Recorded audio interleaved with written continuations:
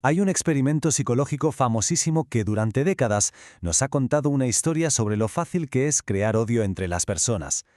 Pero resulta que esa historia tenía una parte crucial que se ocultó. Hoy vamos a analizar los documentos de ese experimento para entender la verdad que hay detrás. Pues venga, vamos a meternos de lleno en esa pregunta. Porque en el verano de 1954, un grupo de psicólogos intentó responderla no con una teoría, sino diseñando un campamento de verano entero con un único objetivo: fabricar un conflicto desde cero. A ver, ¿cómo empieza todo esto? Pues con la selección. Reúnen a 22 niños de 11 y 12 años, todos elegidos con muchísimo cuidado para que fueran lo más parecidos posible. Misma edad, misma clase social, sin ningún tipo de problema previo. La idea era que si pasaba algo no fuera por quiénes eran ellos, sino por el contexto que se iba a diseñar a su alrededor. Nada más llegar al campamento, los separan en dos grupos. Y durante los primeros días, un grupo ni siquiera sabe que al otro lado del bosque hay otros chicos. Se les deja en ese vacío para ver qué pasa. Y lo que pasa es algo profundamente humano. La gente se organiza de forma espontánea. Y lo fascinante es cómo cada grupo, sin que nadie les diga nada, empieza a crear su propia identidad. Unos deciden llamarse los cascabeles, y su cultura se basa en ser duros, valientes, en usar un lenguaje directo. Los otros se llaman las águilas, y para ellos lo importante es el buen comportamiento, el orden, la limpieza. Acababa de nacer un nosotros, así, de la nada. Vale, ya tenemos las identidades. Cada grupo ya tiene su nosotros. Y ahora los investigadores introducen la chispa, el catalizador que lo va a cambiar absolutamente todo. Organizan un torneo, pero no es un torneo cualquiera, es de suma cero. ¿Qué significa eso? Que el equipo que gana se lo lleva todo, un trofeo enorme, premios, y el perdedor no se lleva absolutamente nada, cero. De repente, el otro grupo ya no es una curiosidad, es un rival, una amenaza directa a esa identidad que acaban de construir. Y aquí es cuando la mente empieza a jugar sus propias cartas para protegerse. Cuando nuestro equipo pierde, es por mala suerte, o porque el árbitro nos tenía manía. Pero cuando el otro equipo pierde, es porque son malos, porque no tienen ni idea. Esta forma de juzgar tan asimétrica lo envenena todo y convierte un conflicto deportivo en un conflicto moral. Fíjate cómo cambia el lenguaje. Ya no son personas con nombre, ahora son uno de esos. Y una vez que les pones esa etiqueta, el comportamiento se transforma. Empiezan los ataques nocturnos a la cabaña del otro equipo. La responsabilidad individual se diluye en el grupo. Nadie siente que la decisión sea suya. Es lo que toca, lo que el grupo pide para defender lo nuestro. El conflicto va más, hasta que se cruza una línea que ya no tiene vuelta atrás. La bandera de uno de los grupos, su máximo símbolo de identidad, aparece quemada. Esto ya no va de un juego, esto es una cuestión de honor.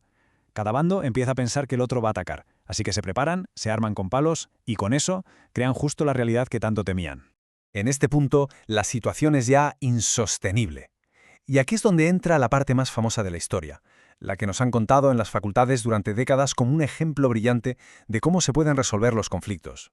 Los investigadores crean problemas que ningún grupo puede resolver por sí solo. De repente, ¡pum!, el suministro de agua del campamento se corta. Más tarde, el camión que trae la comida se avería. Para arreglarlo tienen que colaborar, no les queda otra.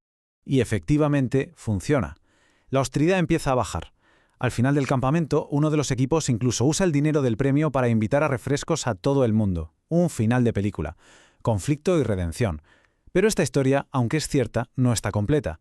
Y lo que falta lo cambia absolutamente todo. Resulta que, gracias a la investigadora Gina Perry, que se puso a rebuscar en los archivos olvidados del psicólogo jefe, hoy sabemos que Robert Scaife no fue el primer intento.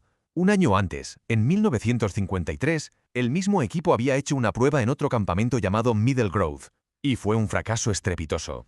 Y la pregunta es, ¿por qué fracasó? Pues muy simple, porque los niños de Middle Grove se dieron cuenta de la jugada. Empezaron a sospechar que los problemas que surgían no eran tan accidentales como parecían, y entendieron perfectamente quién movía los hilos. Y aquí pasa algo que la teoría no había previsto para nada. En lugar de odiarse entre ellos, los dos grupos de niños se aliaron, pero contra los investigadores. Identificaron al verdadero otro, los adultos que estaban intentando manipularlos. Y claro, el experimento se vino abajo, y nunca se publicó. Se escondió.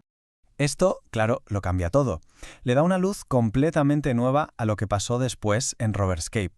El equipo de psicólogos aprendió una lección importantísima de su fracaso en 1953. Si querían que el conflicto surgiera de verdad, esta vez no podían dejar nada al azar. Así que en 1954 dejaron de ser observadores neutrales y se convirtieron en la sombra en actores. Orquestaron el entorno para asegurarse de que los niños fueran hacia la hostilidad. A ver, el odio que sintieron los niños fue real, no nos equivoquemos, pero no fue espontáneo. Las cerillas para quemar la bandera no aparecieron solas. El suministro de agua no se cortó por arte de magia, alguien cerró la llave a propósito. Los niños estaban convencidos de que actuaban libremente, pero el contexto estaba diseñado para llevarlos exactamente en esa dirección. Y este es el punto clave de todo el asunto, la sensación de que eliges libremente, de que tus emociones son puramente tuyas, cuando en realidad el entorno está cuidadosamente manipulado para que vayas hacia un lado. Y esa dinámica, por supuesto, no se quedó en un campamento de hace 70 años. Hoy ese campamento son las redes sociales, son ciertos discursos públicos, son los medios. Y los premios ya no son trofeos, son algo mucho más valioso. Atención, sentir que perteneces a algo, en la aprobación de los demás. La lógica es la misma, pero a una escala mucho, mucho mayor. Y en este nuevo campamento pasa una cosa muy peligrosa. Los que tienen dudas, los que ven los grises, los moderados, empiezan a callarse. ¿Para qué? Para no pagar el peaje social de salirse del guión. Y este silencio crea una ilusión óptica. Parece que las opiniones extremas son la norma, cuando en realidad al conflicto le basta con tener una mayoría silenciosa. Y el último punto, que es fundamental, es la justificación moral. Nadie se ve a sí mismo como el malo. No, el agresor se ve como un defensor de algo justo. El relato siempre es, no hacemos esto por odio, lo hacemos por justicia, porque no nos quede más remedio. La emoción aparece primero y la razón llega después para construir una historia que nos permita seguir sintiendo que estamos en el lado correcto. La gran diferencia entre el experimento que fracasó y el que funcionó fue esa. En uno, los niños se dieron cuenta de la manipulación. Y esto nos deja con la defensa psicológica más potente que tenemos. Preguntarnos una y otra vez quién diseña las reglas del juego, a quién benefician las cerillas que aparecen convenientemente encima de la mesa y, en última instancia, a quién le beneficia, al final de todo, que estemos enfrentados.